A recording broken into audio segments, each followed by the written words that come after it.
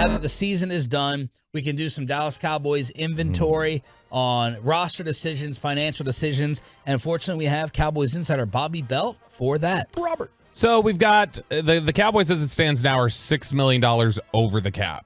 Oh, no. Yeah, it's not good. $6 million in the red, we call that in the biz. And so they have a few decisions to make on some of these contracts. We've already heard some of the discussion about they could potentially extend Dak Prescott. That could lower his cap figure, save them some money. But a lot of the ways that you would go about saving money are either obviously pre-June 1st releases, pre-June 1st releases and trades, post-June 1 releases and trades, and then restructures, which is basically taking their bonus, taking their guaranteed money left on it, turning it into a signing bonus, and then when you turn it into a signing bonus, you're allowed to spread that out equally over the remaining years of the cap. So for instance, if you have $40 million in guaranteed money left over, then what you can do is, okay, we're going to turn your $40 million into a signing bonus. And then that hit all of a sudden becomes $10 million over each of the next 4 years. So that's one of the ways that you can kind of do a accounting trick. But the biggest, you always want to take a look and identify the guys who are the biggest cap savings as pre-June 1 releases. Because if you do it post-June 1st, which I know we got a text earlier on the fan text asking about why June 1 matters. Like, what is the difference?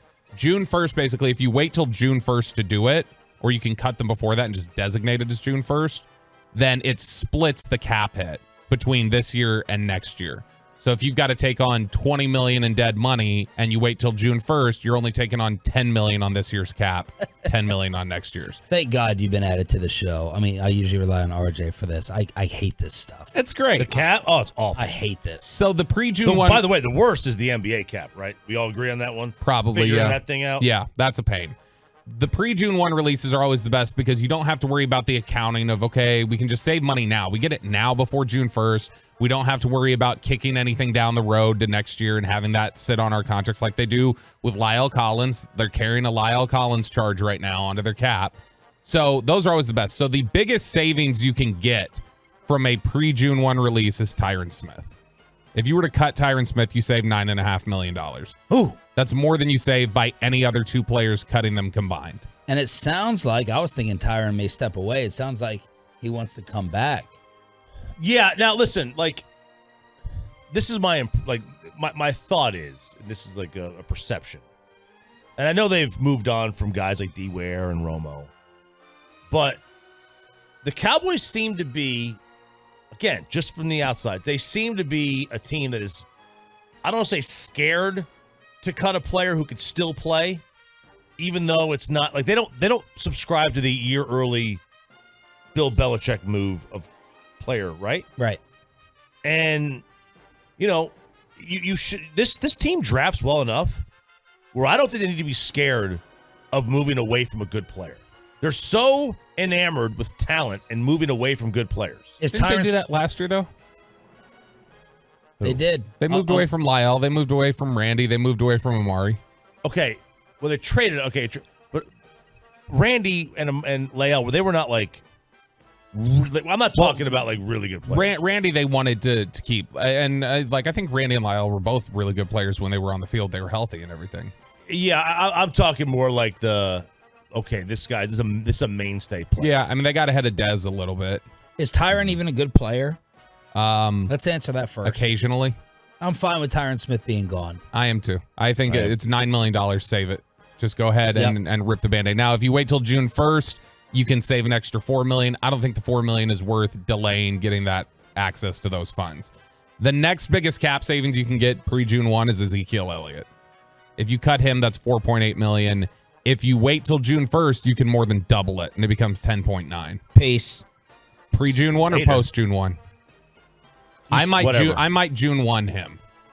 Get me $10 million flexibility that I can then roll over into next year. And why would I not want to do that versus the $4 million? Because it's double. I mean, you're talking about more than double the money you can save by just waiting. Yeah, why would I not wait?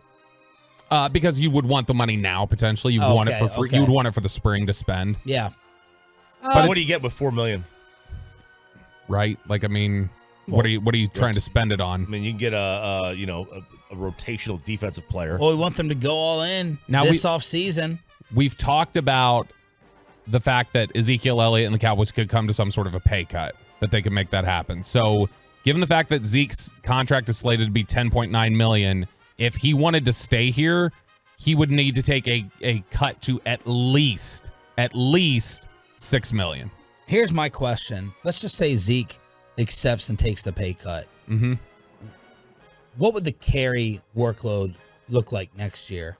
Like, would they actually bury him like he needs to be buried behind Tony Pollard? Would they actually do it? Or would they be worried about, like RJ said, you're one of our mainstays. We got to be overly loyal. Mm-hmm. We can't disrespect you like that. Reverse the way the carries looked early in the season, I would guess. I would hope. So Pollard like 18 carries, Zeke maybe 10 to 12. I think that's how I think it would look. 10 to 12 a game. Well, think about you run into 10 to 12, like you get a series off for Pollard, and then some short yardage stuff. What's wrong, Choppy?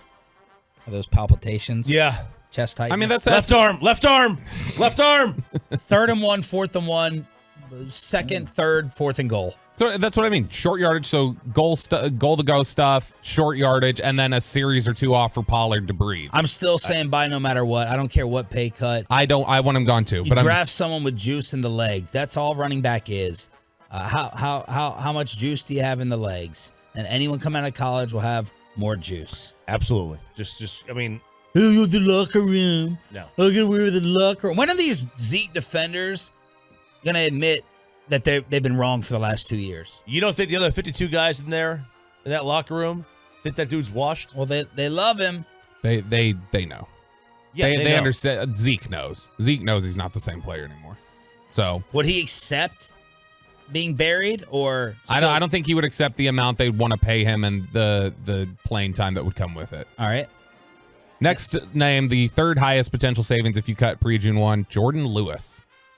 $4.7 million. This one's tougher to me because you are going to say goodbye to Anthony Brown, and we saw what a disaster it was after You are Bland going to say Diggs. bye to Anthony Brown? Yes. Okay. Yes. I'm letting Anthony Brown go. I mean, Anthony Brown's a free agent. I'm just not re-signing him. What's he going to get? I would still imagine somebody out there would probably pay him like the $6 million annually. The Cheeto deal? I don't remember what Cheetos was, but $6 million annually. Yeah. Roughly, I bet somebody would give him. But Lewis, if you play him in the case, slot, Chop. You and Broadus, make your Anthony Brown case. I mean, $6 million for a corner that's semi-steady is not bad. He's 29. Ooh, but if you talk about cutting Jordan Lewis for 4.7 and then signing Anthony Brown, like, would you rather have basically pocket the extra cash and play with Jordan Lewis instead of Anthony Brown? And then have Bland and Diggs probably play on the outside. And I'm pocketing how much extra cash? About $1.5 million, probably. $1.5 million. Well, what's the difference in them as players, like in terms of who's that much better? Jordan Lewis is more mentally strong. That's my biggest thing. I trust that the ebbs and flows of the game are not going to get Jordan Lewis down like they will Anthony Brown. And at corner, that's such a mental position. It was concerning last year before he got hurt how it seemed like the rough play got in his head. I'm fine with Anthony Brown gone. I've never been as big a supporter as Choppy has been. Would you say goodbye to both and pocket the $5 million from Jordan Lewis? I have a hard time evaluating Jordan Lewis because of how much he's been around. Like, yeah, I know he talks trash. I love his attitude and his temperament. Look, I do need some bodies in the secondary. Yeah, right. but my issue with Anthony Brown now is that it's an Achilles. Yeah, Achilles at 30 are scary. I have no idea what that means for his future. I'll keep Jordan Lewis on the cheap. He's 27. Bye-bye, Anthony Brown. You're 29. These next two bigger... And if they want to come back for pennies, fine. The next two biggest savings, real quick, before I go to that, would you entertain, after what we saw at the end of the year, would you entertain a position switch for Israel Mukuamu? Would you play him at corner instead of safety?